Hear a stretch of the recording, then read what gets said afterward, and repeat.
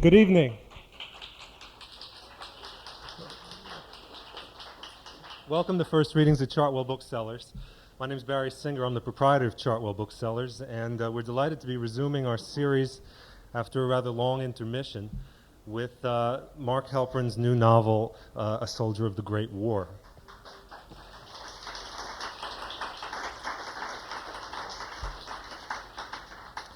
First Readings is a series that we initiated about 5-6 years ago in an effort to promote quality new writing, both fiction and nonfiction, through dramatic readings here at the store by guest readers.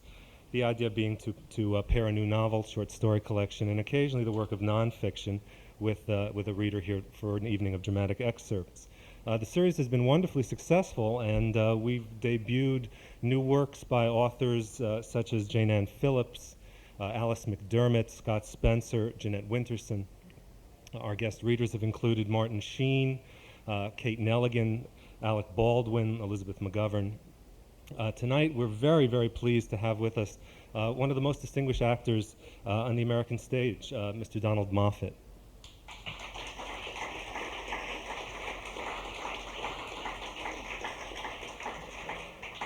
Mr. Moffat is a multiple Tony nominee in his distinguished career on Broadway, and he's appeared in numerous films. I'll just mention the next one that is about to come out regarding Henry, directed by Mike Nichols. I'm especially delighted also to welcome back Mark Helprin to Chartwell Booksellers. Mark was in fact the first author to read at Chartwell when we opened almost 8 years ago. And the book, of course, was A Winter's Tale. One of the finest novels that I've ever read, and many of my customers agreed with me. Mark gave an extraordinary reading that night. He didn't touch the book. It was an entirely free-form display of storytelling ability. I don't know if you remember what you spoke about that night, but it was really quite unique. The book had just sold to the movies, and Mark was just back from Los Angeles. And he began by telling us about the first lunch that the last lunch actually that he had out there with, I guess, the producer who had optioned the book and his agent. And they repeatedly, throughout the lunch, kept congratulating Mark on what they assumed was the greatest moment of his life, as they told you repeatedly, if I recall. And Mark kept reassuring them that although he was very happy, this was not the greatest moment in his life. And they were offended. And one of them, I don't remember which one, finally said to Mark, it may not be the greatest moment in your life, but God damn it, it's got to be among the top 5.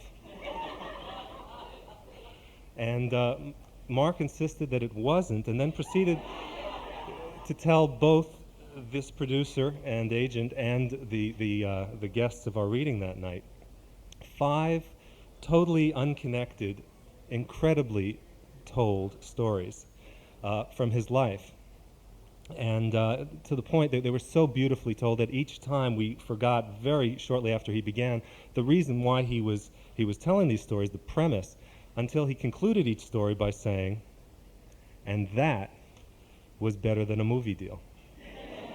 Number 2, and he went on the entire evening. This is better than a movie deal as well for us, Mr. Helprin. We're delighted to welcome you back to Chartwell Booksellers.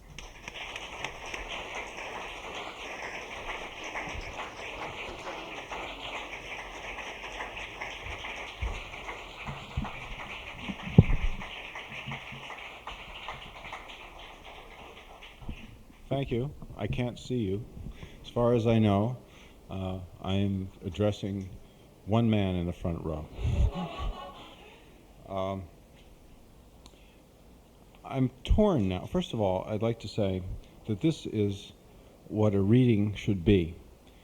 Everywhere I go, except evidently for the last time I was at Chartwell, I give a spiel. And the spiel consists largely of explaining why I don't read. And then I don't read.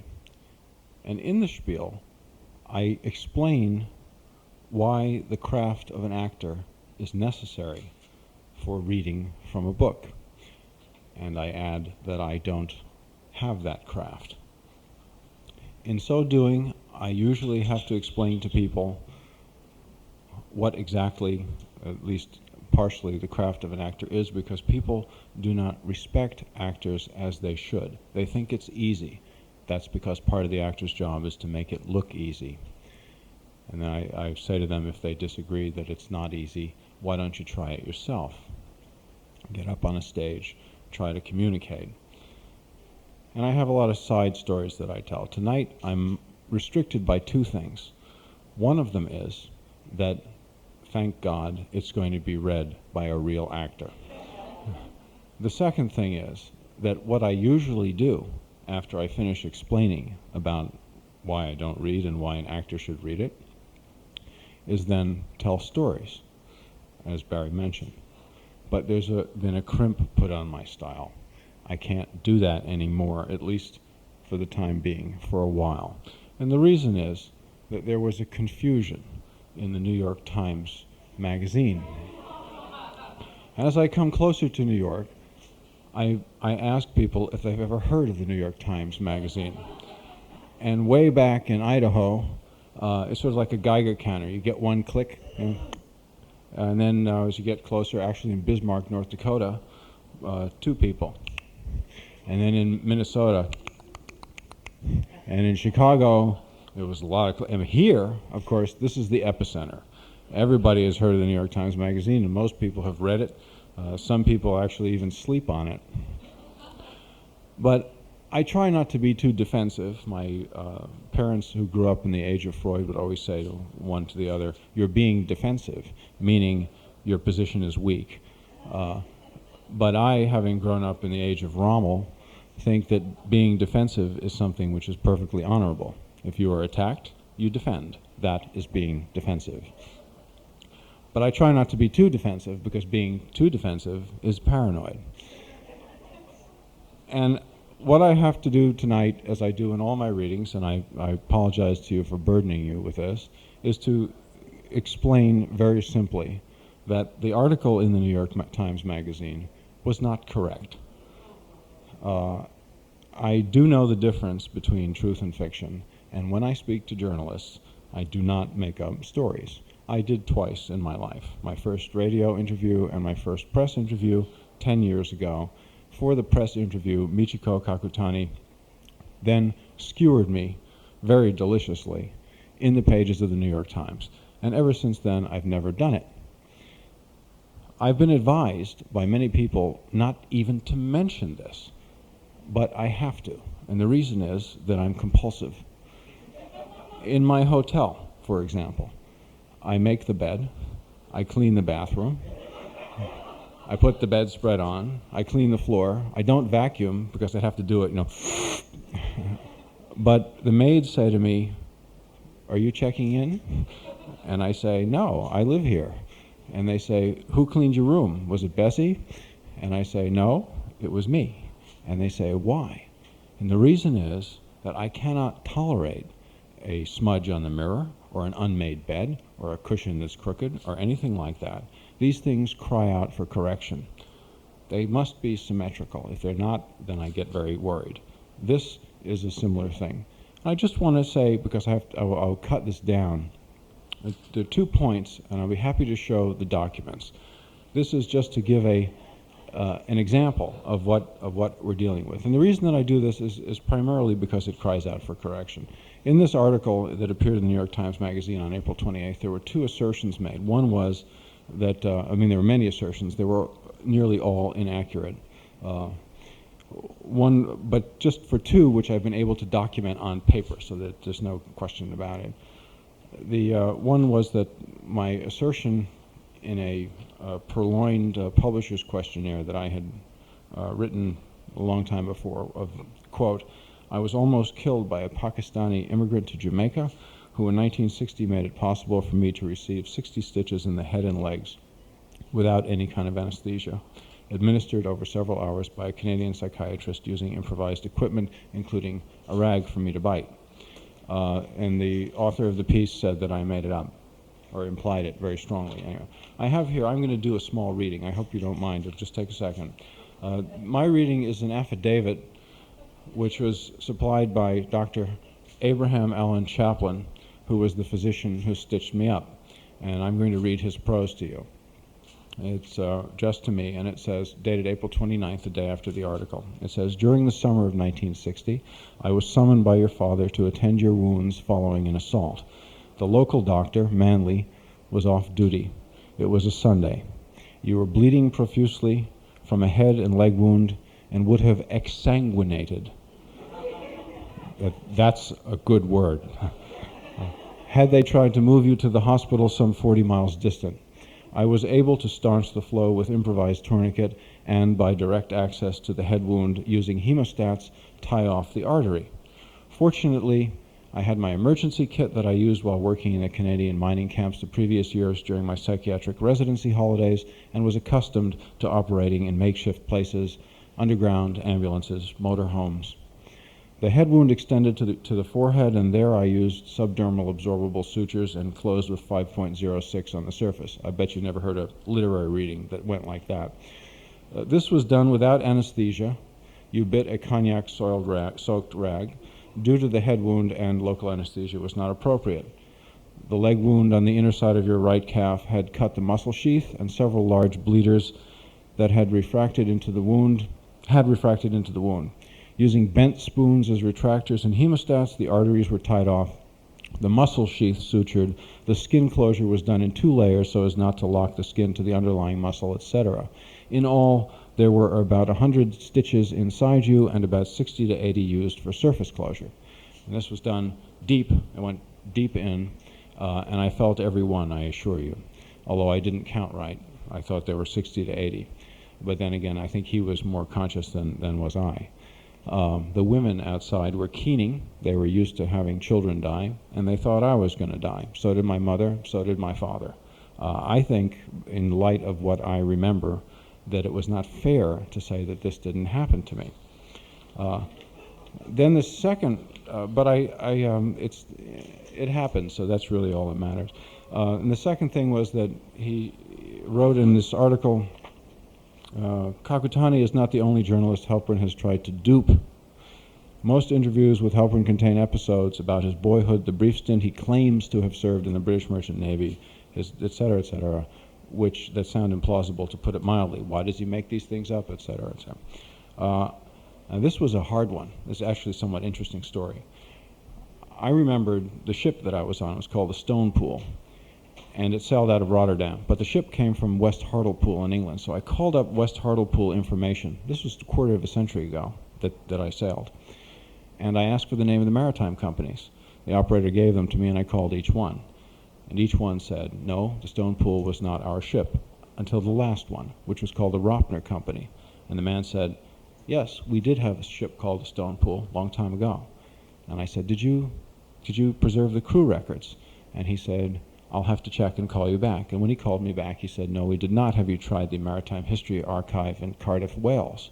And I said, oh, never occurred to me. And then I called Cardiff, Wales. Did you ever speak to a Welshman on the telephone?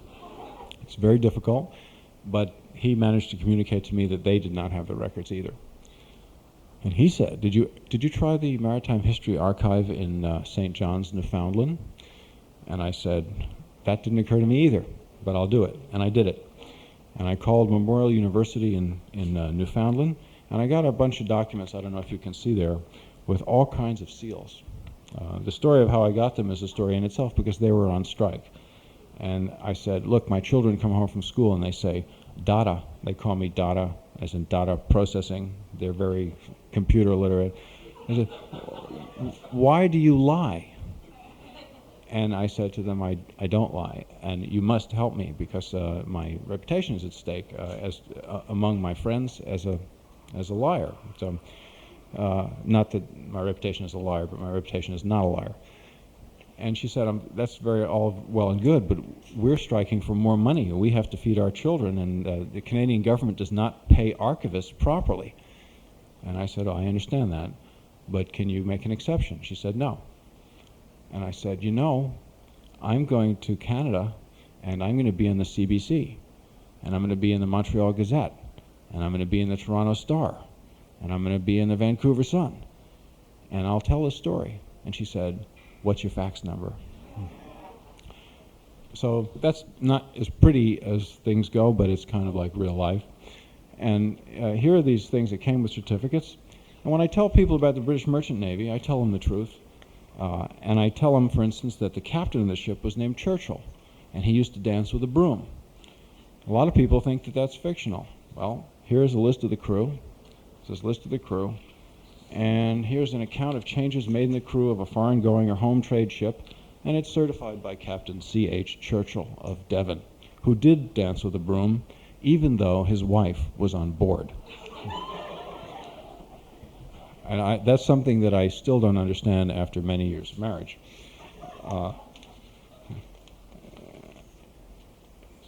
In this document, it pieces together like this. It says, Part 3, well, here's a seaman who have failed to join, deserted, otherwise left the ship. Deaths of members of the crew. Luckily, I'm not in that one. And seamen engaged. And it says, under Cyril C. Thompson, who was from the Seychelles, and I couldn't understand a word he said, and he looked like a koala bear. He was very interesting. And Michael R. Haldeman from Carlisle Barracks, Pennsylvania, is Helprin Mark H., age 21, American. Says my home address and my father's name. And then it says first ship, date 29th July 1967, Rotterdam, on board. So I really was in the British Merchant Navy, and I have the documents to prove it. Not that you care, but I wanted to acquaint you with the fact that I do know the difference between truth and fiction. I'm not a complete psycho. At times I blur it, that's true, but not to journalists. Anyway, tonight I'm very happy not to have to be able, not to read, because I don't read anyway, and not to have to explain it. Instead, I will leave you in able hands, and I myself, I'm sure, will enjoy what's to come. Thank you very much for coming.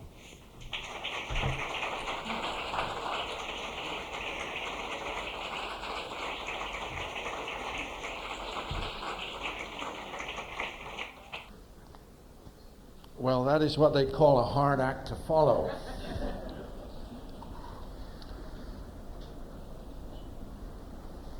Barry sent me that a Xerox of that article from the Times, and I'm now glad to say I didn't read it.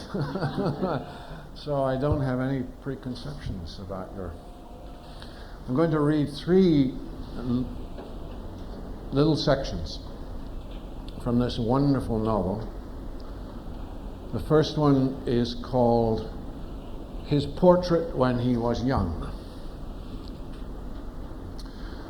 In October of 1914, Alessandro went on horseback from Bologna to Rome. He was young, the weather was beautiful, and Europe was at war. Though Italy had remained neutral, Alessandro was sure that the newly unified country would find the test of combat irresistible, and that he would be forced to take his place on the front lines.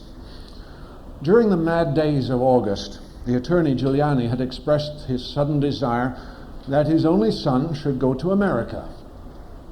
But Alessandro rebuffed all efforts to remove him from the danger, protesting that only a few months remained before confirmation of his doctorate, and that he had to be present for the final examinations.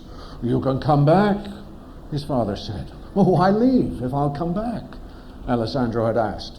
And then he had quoted Horace. "New skies the exile finds, but the heart is still the same." His thoughts had been not merely of practicalities and not merely of Latin poetry, but of the girl in the Via Medici.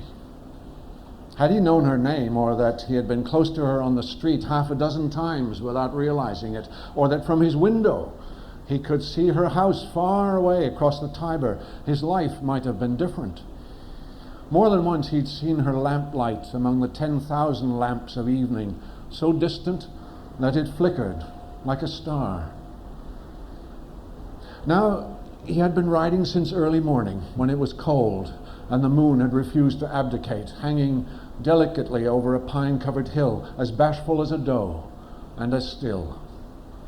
At the highest point of a ridge that seemed to run diagonally across all of Tuscany, he dismounted, quieted Enrico, and looped the reins around a pine bough sticky with resin. A few steps took him out of the shade and into the clear close to a cliff that dropped away until the land rose up again in a line of mountains far away to the north. He tilted his head slightly and looked at the light over the horizon. To the north, the air was tortured and quick, undulating like the air above a fire, and bending the light so into untrustworthy contortions. Somewhere along the line of sight, under the canopy of pale blue, was France and the war. Rooted in the stillness, Alessandro was like a farmer watching a blaze consume the forest at the edge of his fields.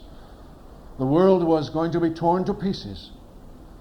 In the driving apart of so many families, every family would be driven apart. In the death of so many husbands and sons, every husband and son would die.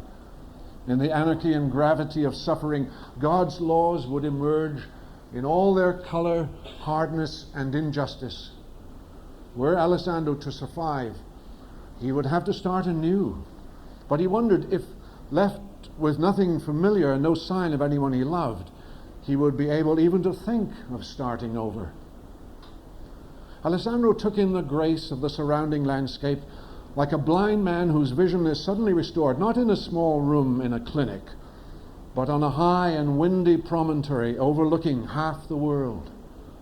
Before him were rounded green hills, floating clouds, a river, pines, and a distant line of mountains. Though the only noise in the forest was the chatter of birds, he was able to hear music he took from his memory and fused with the sound of wind in the trees. From the fullness of the clouds and the arc of a swallow and the sparkling of the sun upon a shattered river came sonatas, symphonies, and songs. Safe in the greenery under a canopy of blue, Alessandro watched the birds flit by in momentary ribbons of color, but over the horizon the action that bent the suffering air shook him awake as if from a dream. Though he could feel the end approaching, the end of the familiar, the rearrangement of the elements of beauty, the death of his family, and his own death, he believed that as night pressed its ever-expanding claim, the things in which he placed his faith would assume their brightest mantles and come most alive. Even the silent things would sing and fight their undoing by rising up before it to their full and greatest height. After suffering must come redemption. Of this he had no doubt. And we skip ahead to the war. After 3 hours' march, they turned off the road into a pine forest heavy with wet snow, the last stand of trees before the meadows that led inevitably to Innsbruck. In the near distance they could see the Italian fortifications and trench works, and beyond them the Austrian. Theirs was only a little crowded corner of the forest. Already settled among the trees were 20,000 men who appeared to have been there for quite some time. They had elaborate tents, log shacks, and covered galleries around their mess fires. Not a single tree had been cut for firewood or construction, because the trees sheltered them from enemy observation and broke the force of incoming shells. Alessandro's brigade divided into battalions, companies, and platoons, and pitched tents of sand-colored canvas. They tied the tent stays to trunks and branches, extending them at all angles and elongating them to reach the anchor points. This transformed the densely populated forest, which had been open and free of brush, into a maze of twisting passages formed at random where the spiderwork of tent stays did not block the way. Field kitchens and latrines stood uncomfortably back to back in small clearings. The cooking apparatus for Alessandro's battalion blazed within as the cooks made still more tortellini and brodo. The reason that Italy had entered the war, it was said, was to stimulate the production of tortellini.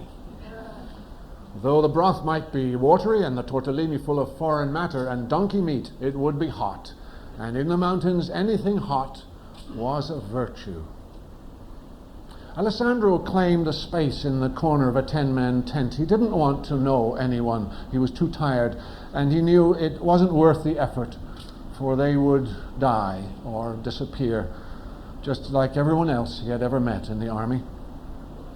Though he had fallen in with a Milanese, it was by accident. The Milanese looked much like Alessandro, but Alessandro thought he was a harder case, tougher, older, and more military. Unaware of what he himself had become, Alessandro was wrong. They spoke to one another in mild insults and half-insane prolixity.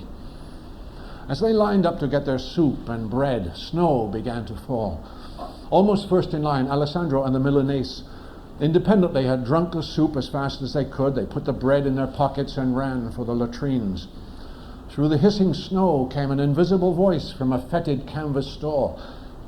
It makes sense, of course, that two roller coaster guys should eat as we did and pocket their bread. But even though we shared the same profession in civilian life, no, avocation, Alessandro interrupted. For me, it was just a hobby. Naturally, said the Milanese, who, because of the fierce and explosive quality of army food, could speak no further. After they had washed their mess kits, they walked through the snow to the tent, where they found only a young boy who was too sick to eat. They removed wool sweaters from their packs, put them on under their coats, and lay down to sleep. It was not very cold, but when the heat of the broth wore off, they began to shiver, and they took out their blankets. A beef ox, the Milanese suddenly declared. I was a beef ox. What? The bleary-eyed sick boy asked, turning on his elbow. Not a bad way to make a living if you play your cards right, Alessandro said. Not bad at all. Tell me, Alessandro said, how did you know to get to the head of the line, eat quickly, run for the latrines, and rest? How do you think? A veteran of the line? Just like you. What were you doing in the quarry? What were you doing? Too serious to say, Alessandro answered, thinking of his father, and too sad. That's where we differ, the Milanese declared. Me, I was too frivolous. In the army? How do you manage it? I'm almost ashamed to say I left the ranks. I deserted, if you must, because I have an uncontrollable craving. For what? I'm ashamed. Just say it. Office supplies. Alessandro stared at the Milanese in disbelief, only because he knew he was telling the truth. The sick boy rolled over, sighing as if in a dream, and the Milanese went on with his confession. War does crazy, crazy things. I always liked fine paper and envelopes, expensive pens, drawers full of little brass clips, labels, ink bottles, you know, and staple guns. I've always been partial to portfolios, folders and briefcases and postal scales. These things they're comforting. They're like presents under a Christmas tree. My desire for them is informed by the same impulse, I believe, that sculpted the national character of Switzerland. I even like rubber stamps. What about postage stamps? Alessandro inquired. I love postage stamps. Nothing is as reassuring. What did your father do? He passed away when I was 7. He had a stationery store, the Milanese said. Why do you ask? No reason, Alessandro said.